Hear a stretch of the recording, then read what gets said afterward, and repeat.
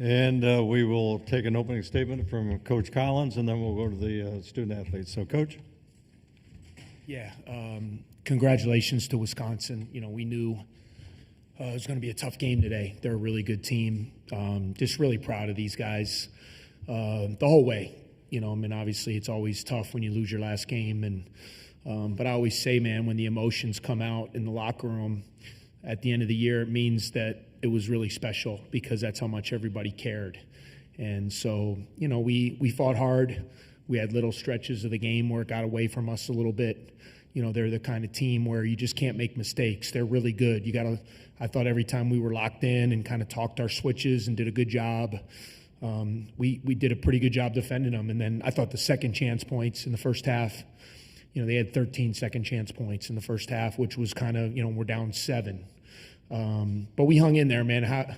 And look, we were running on fumes there, and they were starting to push it out. I think they got it to 16 or 18. And then for these guys to say, you know what, we're not going down like that, you know, for us to fight those last 7 minutes and get it back to 7. And just so proud of this group. And I've heard coaches talk about it all the time. Like, obviously, you look at years where you win 20-something games and go to tournaments and finish higher in the standings. But, you know, a year like this was rewarding as any year I've ever had coaching. You know, we've been thrown a lot of stuff, you know, this year, on, off the court, injuries, on the court, just all kinds of stuff's been thrown at this group. And, man, for them to rally back and find a way to win 17 games and finish with a winning season, for our third winning season in a row. I mean, we got all you want to do as a coach, you want to feel like you got your guys left on the floor, and they gave you everything they had, and they did. These guys gave me everything they had. You know, I'm just sad I won't get to coach Matt and Ty anymore. You know, they've meant so much to me over these last 5 years, and so much, you know, in our program, the excitement of our home court advantage, the wins, the tournaments. Those two guys were a huge part of it. And just sad I won't get a chance to coach those guys anymore. Questions, please, for the student athletes, and raise your hand, and we'll get a mic to you. And please provide your affiliation. Eli Cronenberg, the Daily Northwestern. Nick, you were pretty emotional there at the end. Could you just talk us through how you were feeling, you know, when the buzzer sounded and your season is over now? Nick? Yeah, I mean, obviously wasn't feeling too great. These guys to my right and left, I've kind of grown up with. My older brother went to Northwestern for a year, and they'd come over to the house and we'd hang out when I was in high school. And then when it kind of hits you that, you know, they're not going to maybe be around anymore as much, it just hurts. And then looking over to the bench and seeing Brooks, somebody that is my best friend in the whole world, it's just, yeah, it's super painful. But I cherished every single moment with these guys, and I'm so proud of them. They are the reason that this program has become what it has become today, so I'm just grateful for them. Questions, please? Right up here. For Ty and Matt, Matt Sheldon from Wildcat Report. Seems like this has ended up being the last game of your guys' tenures here at Northwestern. And throughout the past 5 years, you know, what has this program meant to you guys, and what was it like to leave the court for the last time in the uniform? Ty, we'll start with you. Yeah, I mean, coming in as a freshman, all we wanted to do was win and, you know, help coach, you know, find the winning track and it was tough at first, but after we got over the hump, just being a part of that and, you know, giving this program everything that we have these last 5 years, I mean, me and Matt can honestly say that, you know, we left this place better than we got it. And that was ultimately the main goal of choosing Northwestern, and just the relationships that we built over these last 5 years, the teammates I've had, the camaraderie, just the family culture that we've built is something that I'm so proud of and will cherish forever. Matt? Yeah. It's meant a lot to me. It was probably the best decision I've ever made to come to Northwestern. Being a part of the program that was able to turn around the seasons and make it to the tournament not once but twice in a row, it meant a lot to me. And coming in with Ty, we were roommates for 3 years, and we grew really close. And so it really means a lot to me that to have Ty by my side all these years, coming back together. We both announced on the same day because that's just how the program is. It's just we built the program that we wanted to be a part of, and I'm leaving happy as could be about that. Right here. Ryan Baker from CBS News Chicago. For any of the players, this game kind of typified how you guys continued to fight, but what does it mean to you the way your coach continues to fight for you, to demand respect and to elevate the Northwestern basketball program? Nick, we'll start with you. Nick. You said Nick or Matt? Mm-hmm. Me? Nick. Yeah. Yeah, I mean, he means a lot to all of us. You know, he's a guy that'll ride or die with us, and we know that. And, you know, you talk about guys that have come into the program and how they've progressed, and that's a tribute to him for sure. Not just the, you know, days when you're in the gym and he's critiquing things and trying to develop you as a player, but he's developing you as a person, you know.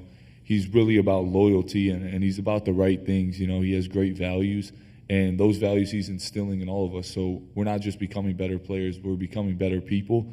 And he always has our backs, and we're always going to have his back. So it means a ton to us.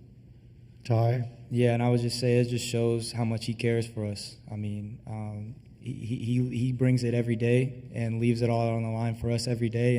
And you know, it's an honor to have done that for him these last 5 years. And I'm just so grateful for his leadership to me, his mentoring to me. He's like a father figure to me. You know, there's at the beginning of the season when I was coming back off injury and it was hard for me, like he was the main person telling me to stay confident and keeping the utmost belief in me. And a lot of coaches would have quit on me and would have just said, "No, you're done. You will never be as good as you were." And he didn't do that. He kept his belief and just kept pushing me and motivating me. And just to finish this year like how I did, it was all because of him. Right here. Steve Greenberg from the Chicago Sun-Times. It's not on. Mike, please. Go ahead. It's for Nick. Has this season kind of changed your life? Certainly has changed the way the outside, world, the basketball world sees you. What has it been like for you to ascend as you did, and what's next?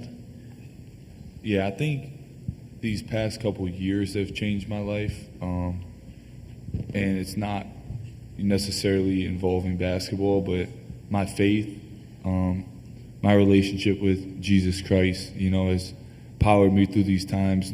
I don't have to be anxious anymore. When I'm out there, I always had so many issues worrying about what other people had to think about me, and kind of getting to let that go. I got to grow as a person, obviously, but as a player, that stress, not having to worry about, all these people watching me or what they think, that's definitely been a huge part of my development. And I think as soon as I got here, my life changed. And not because of, the media or people knowing my name, but because of these guys, being around these guys every day. I think that's really what changed my life. And definitely a tribute to all my teammates that I've had. I have great relationships with them still. So, yeah. Take a couple more.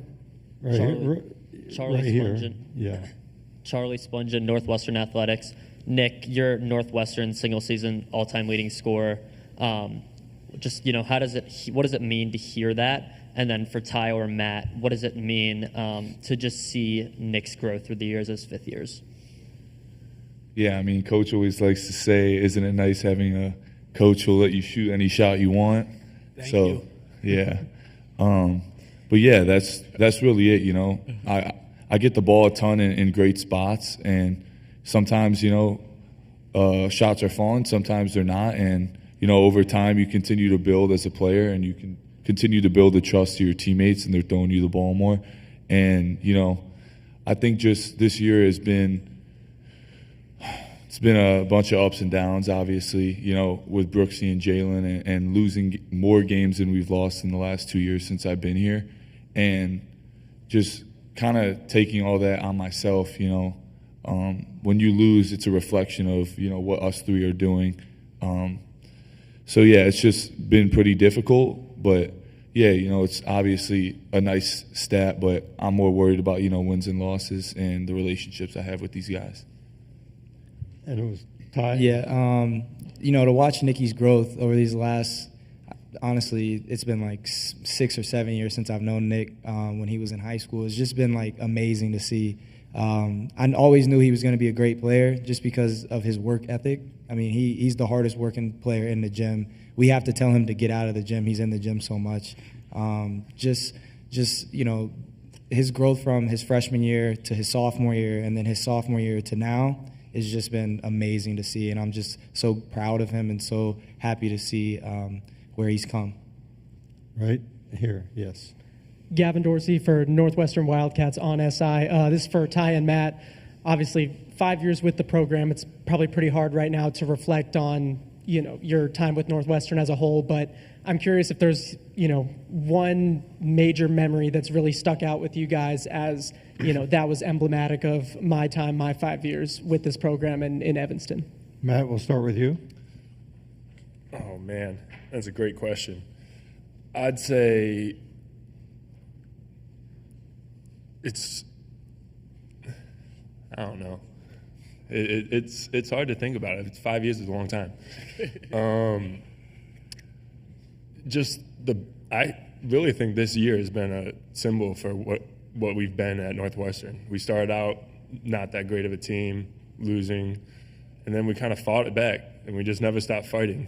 And that's kind of what we did this year, all year long. And I'm really glad that we're leaving it like that. And I hope that Nick can keep it going. Got you, bro. All right. I would say I don't have like a specific, I couldn't tell you like a specific like moment. I just know the moments that we built here, the fun times, the crazy game winners, the overtime wins, the foreign trip we went on, just so many great team memories that I'll have forever. That's definitely. And we're going to take one more for the student athletes, and then we'll dismiss them. Go ahead. Ethan Siegel, Inside NU. For Matt and Ty, you guys talk about building the type of culture for a program that you'd then want to play at. Even after you leave, can you talk about what some of those core features are of Northwestern culture? Some words to describe what you hope stays even after you guys leave. Matt? Gritty. It's a dogfight out there. Coach says it all the time. We don't want to score 100 points every game. We want to win in the 60s. Like, we want to stop the other team from scoring and playing defense and just getting down and dirty with it. Yeah, I think for me, as I continue to watch, as I'm done playing here, I think just toughness has really been the thing that our program has hung our hats on. And we always say before every game, it's not about being the best team in the country. It's about being the hardest playing team in the country. And if you do that every night, you're going to win more than you lose.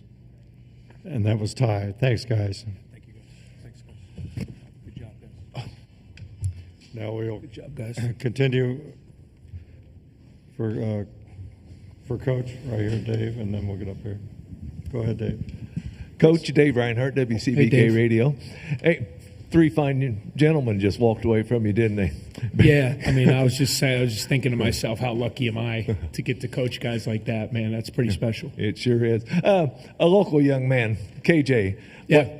Fine game, and saw an interview with his dad the other day, and he just talking about KJ being ready for an opportunity, and seems like he's taking advantage of it. Yeah, really proud of KJ. He's learning a lot, man, and I'll be the first to tell you, like, we hold our guys accountable, for trying to do things right and play at a certain standard and how hard we play on both ends of the floor. And he's really grown in so many areas throughout the course of the year. And then obviously when Jalen Leach went down, who was our primary ball handler, we really needed KJ to step up, and to see him these last 8 to 10 games kind of really grow. It's a great sign of the future. I noticed a huge growth this last month of the season. He's starting to figure some things out, and hopefully it'll be great for him going into the off season, where he can kind of see, okay, here are the areas that I really got to work on, to take that next jump, to become kind of like what Nick did and what Brooks did and what Ty, to come in as a freshman, learn, figure things out, and then come back the next year and be better.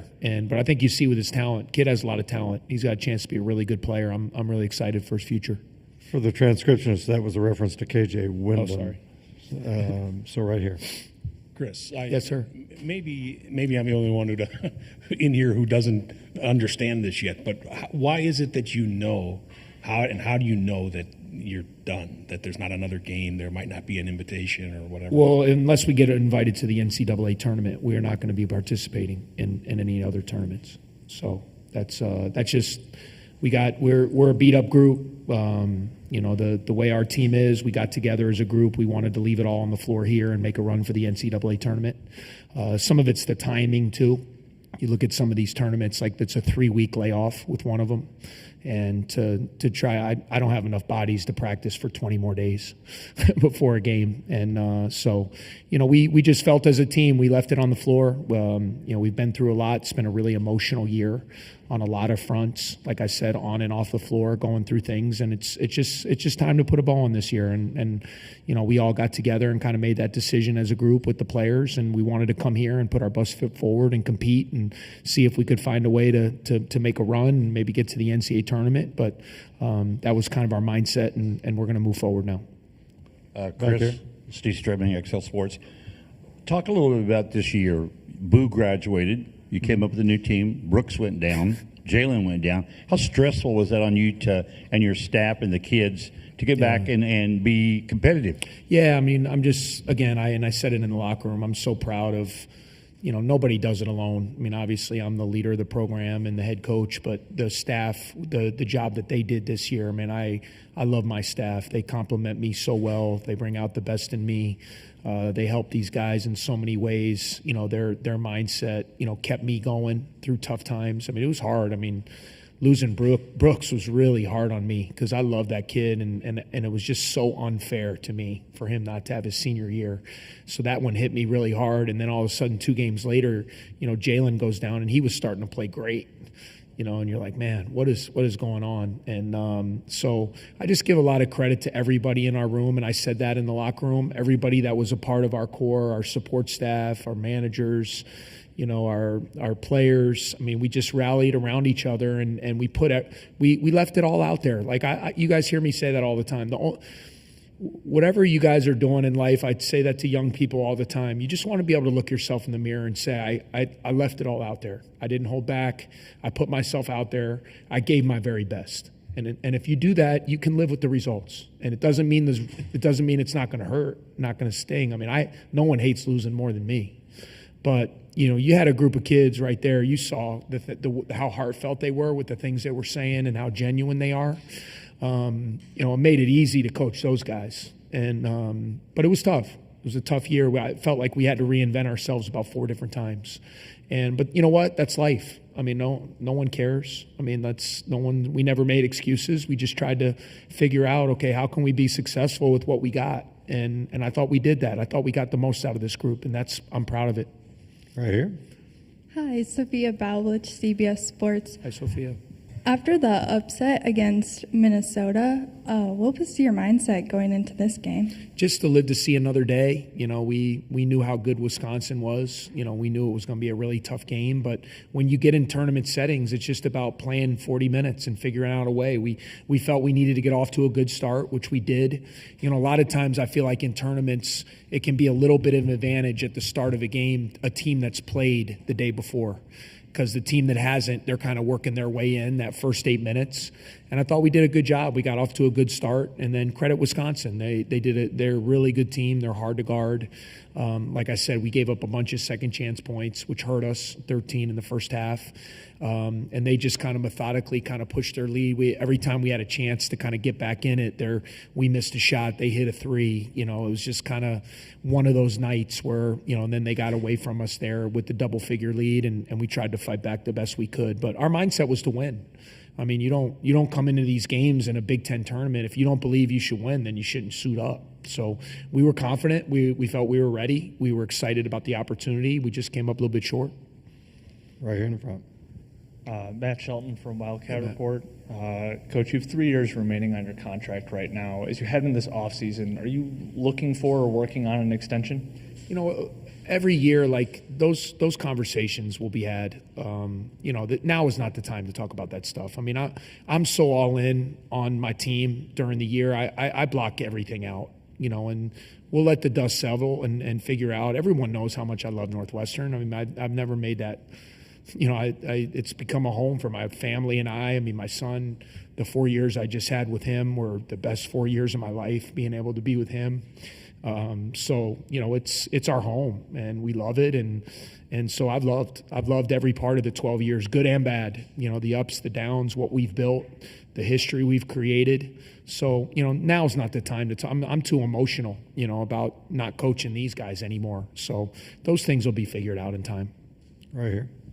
It was a taxing season for sure, injuries and all the minutes guys had to play and all these close games, and then still losing more than you won in the Big Ten. Was it hard for you too? Like, did it empty your tank? Yes. Are you exhausted? Yes, I'm exhausted. Where are you at to sort of mentally now at the end of the I'm just at the end of every year because I one of the things I do in recruiting, and like I tell guys all the time, I'm a human being. I make a lot of mistakes. I call bad plays. I make bad substitutions. I make mistakes just like all humans do. And the one thing I tell the guys when they choose to come play for us is the one thing I can promise you and I guarantee you is you're going to get my best every day. I'm going to show up every day and I'm going to give you everything I got. And I felt like I did that this year. I feel like I've done that every year. It doesn't mean I do a lot of things wrong, and I got a lot of growth as a coach. I still feel like I'm young, even though I've been doing this for almost 30 years. It's crazy, but I'm tired. I'm always tired at the end of the year because just like I ask the players, I demand that of myself too. I demand they deserve that. These guys have a small window. They deserve my best, and I feel like they got it. And so yes, to answer your question, I am tired. I am tired. Right here in front. Charlie Spungen, Northwestern Athletics. Coach, how do you put into perspective that just one season ago, Nick Martinelli averaged under 9 points per game, and now he just had the greatest season in Northwestern school history, scoring-wise? It was all coaching. No, just kidding. You guys, what a special guy Nick is. Man, you hear him talk.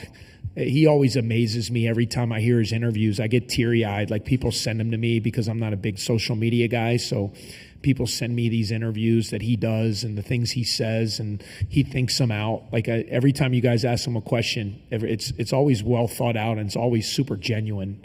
And he's a genuine guy, and he's just a baller. He's just a baller. He wants to get in the gym and he wants to hoop, and he wants to compete. And I love that because that's what I kind of, my younger days, that's who I was. I just wanted a ball. And that's what I love about him. He's not afraid of anything, but the proof is in the work. He's worked on his game. You don't just magically become one of the best players in the Big Ten without putting in time. And he does that, even to the point I've told a lot of you guys cover us all the time. I've had to pull the reins in on him, because he's sometimes in the gym too much because that's how bad he wants to be a great player. But that's what it takes. And I've been lucky in my life to be around a lot of the best through my experience with USA Basketball and being at Duke for so long. The best of the best, that's the characteristic they have. They want to be coached. They want to be held accountable. They want to be demanded, and they work their tails off. And Nick Martinelli fills that. And just really excited for him to decompress now, get his body right, have an off season to kind of continue to hone his craft. And tell you what, man, I'd be hard-pressed to think there's going to be too many better players in the country next year than Nick Martinelli. I'm going to take a couple more for Coach right here. Scott Docterman with The Athletic. Chris, Hey, I wanted to ask you about the grind that is the Big Ten. When you came in, I think there were, 12 teams, and now there are 18. Yeah. It was tough then when you were playing double plays and back and forth. Now you're playing almost everybody once, a couple teams twice, but you're going cross-country.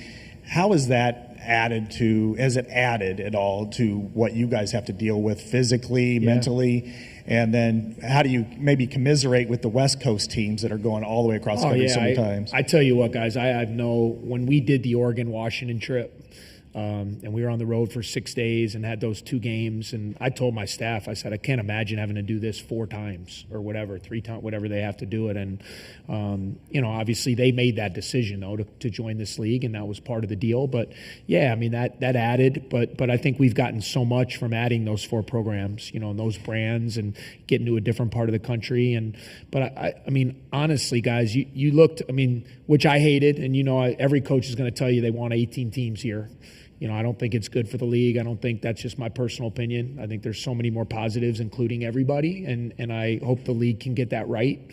But you're talking about a team that won 7 games in this league, and as of like 3 days ago was on the NCAA bubble that's not even here. So if that doesn't tell you how good this league is, then I don't know what does. This league is so well coached. The level of talent is so good. The atmospheres you play in are so tough.